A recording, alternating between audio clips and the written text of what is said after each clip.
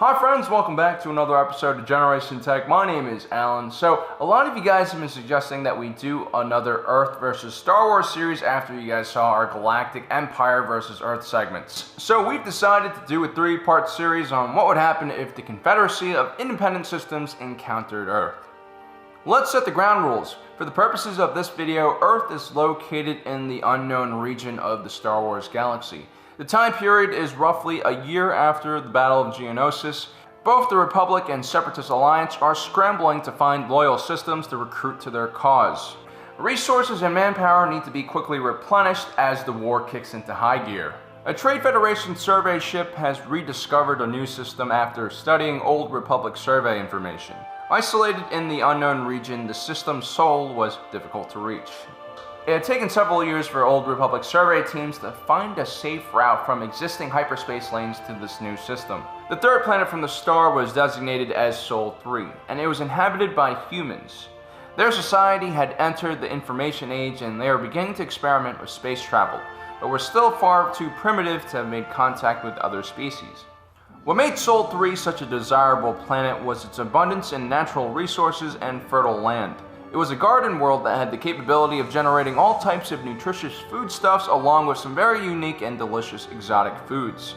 With hyperspace lanes under constant attack across the galaxy, the idea of an agricultural world far away from the front lines was an enticing business acquisition. Especially now that the millions trying to escape the conflict were flooding into refugee worlds and putting a strain on local supplies. Food shortages were popping up all across the galaxy. High demand is good for business, but having your customers starve isn't. It was the Trade Federation's duty, if not purpose, to make sure that the refugees were supplied with the goods they needed.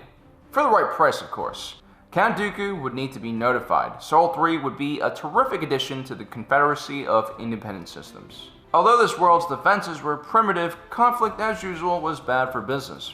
Why shoot at someone when you can sell them things instead? After all, the planet would become useless if a significant amount of fertile land was destroyed as a result of protracted conflict. Plus, it was kinda hypocritical for an organization called the Confederacy of Independent Systems to forcibly take over a planet against its will. And I'm sure some of the more idealistic members of Parliament would agree as well. This is why diplomacy would have to be key. A quick analysis of the situation on Earth showed that a unified governing organization called the United Nations was in charge of first contact with alien species. But like the Galactic Republic Senate, it was held back by incompetence, corruption, and competing interests. True power of the planet sat in the hands of a few tribes. The United States of America was an economic and military powerhouse. Young even by this juvenile planet's standards, it projected a soft power that promoted freedom and wealth. It controlled its allies with powerful economic and military incentives. Wherever the United States went, so would its many allies. On the other side of the planet was Russia. While its economic strength was meager in comparison, it had long served as a counterweight to the United States. And then there was China, the largest country by population. Its economic yield was massive, yet it barely was able to control its own domestic problems, let alone lead the world. Count Dooku's message of breaking the chains of tyranny that was the Republic wouldn't work on this planet. They had only just begun exploring their own solar system decades ago, and according to their version of the HoloNet, some of them even believed that the world was flat, and that the galaxy they saw in the night sky was actually an intricate system of lights. But despite these shortcomings, these were an inventive and ambitious people. A quick survey of the planet's most advanced research firms showed that technology on this planet had plateaued because of one vital thing: energy. The humans on Sol 3 needed a new form of energy that was both powerful and compact to power many of their new inventions. Until these energy requirements were satisfied, many of their inventions would be left in their research facilities tethered to giant generators. And that was just one of the many things that the Confederacy could help this planet with. Trade could be mutually beneficial. The Confederacy would need to send a human diplomat at first. A familiar face would be much more welcoming than, say, a Neimoidian. Even Count Dooku still found their facial features repulsive. The CIS would send Senator Bonteri of Onderon, an experienced diplomat and, more importantly, a relatable human. The senator would take a non-militarized ship full of Confederacy tech such as repulsor lifts, B-1 droids with modified protocol droid brains, a hologram projector, and other things that were sure to impress the locals. After meeting behind closed doors with top world leaders, Senator Bonteri addressed the inhabitants of Sol 3 in a televised broadcast. Earth is thrown into a frenzy. Every media outlet covers the event 24/7. More questions emerge than answers, but the mood is positive. Most surprisingly was the fact that these aliens weren't aliens, but human. This shook both the scientific and religious community's core beliefs on the origins of humanity.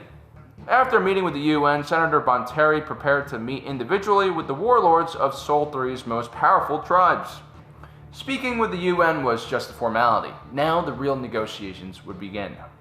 The Confederacy of Independent Systems would offer observer status for Sol 3 in the Confederate Senate, and after a probation period, there would be a vote to see if Sol 3 would be granted full member rights and a seat in the council.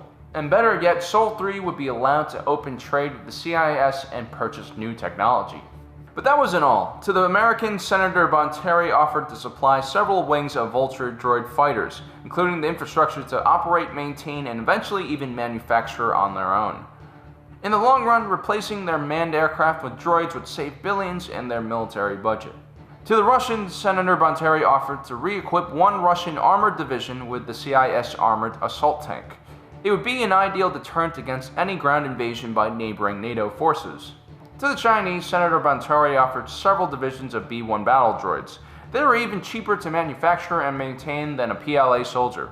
And more importantly, they never did stupid things like disobey orders or eat food and poop. They were perfect for keeping China's huge population in order. In return, these countries would push for the United Nations to join the Confederacy of Independent Systems, and also allow Confederacy shell companies to open operations on Earth and purchase land for agricultural development purposes. They would be able to advance Earth's farming technology and decrease the cost of food worldwide. A very beneficial deal for the humans of Sol 3. The United Nations moved to quickly expand their Office for Outer Space Affairs to be a full-fledged decision-making body. Around the world, people began embracing the idea of a global government now that the playing board had been expanded tremendously. Nationalism and isolationism seemed archaic now. No one wanted to lose out on all the benefits that these new human visitors would bring. Several countries allowed separatist scientists and engineers to set up R&D outposts in their territory. Senator Bonteri was satisfied with the results of her mission and returns to Raxus to report her findings to the Separatist Parliament. What was perhaps the most important event in human history was just one small agenda on the daily list of issues to be discussed by the Senate. Bonteri outlined the deal that she had offered the inhabitants of Sol 3. When she began talking about the timeline of the treaty, she was interrupted by none other than Count Dooku himself. 2 years to create a unified government. 2 years before they allowed the Confederacy to open trade. How many more citizens of the Confederacy must starve to death because of our own failures? Exactly a month after Senator Bonteri had arrived peacefully on Earth, Wat Tambor, foreman of the Techno-Union, stood in front of the cameras at the UN. The Separatist Parliament had voted for him to replace Bonteri as the head negotiator. The strange-looking alien addressed the world through his atmosphere suit, vowing to continue the work of his predecessor, when suddenly, a bright flash engulfed the stage. The leaders of the countries that headed the UN Security Council were sitting in the front row. They were immediately vaporized. Hours after, an organization called Humanity First claimed responsibility for the attack, along with claiming that it had cells operating worldwide. If the CIS did not withdraw from its outposts, they would be targeted next. Wat Tambor survived the explosion, but was quickly rushed back to his ship. Later that day, he broadcast a message that was circulated by mainstream media across the planet. The Confederacy of Independent Systems would be deploying its forces in order to protect its collaboration outposts across the world, and they vowed to help the leaders of the world find and destroy this radical organization which threatens the peace between Earth and the Separatist Alliance. I believe the CIS would find it mutually beneficial to engage in diplomacy with a planet like Earth. With its bountiful natural resources, an invasion would not only risk destroying Earth's riches, but the cost of such an offensive would be frowned upon by the business-minded individuals who made up the main Separatist Council. The path of least resistance is the best way forward. Now, whether that means politics or diplomacy, or even misdirection and subterfuge has yet to be seen. In our next episode, tensions begin to rise as Separatist forces land on the planet and begin their hunt for the mysterious organization known as Humanity First. Anyway guys, make sure you don't miss out on the rest of our series. Don't forget to hit that subscribe and notification button. And as usual guys, thanks for joining us. If you're watching this, you are Generation Tech.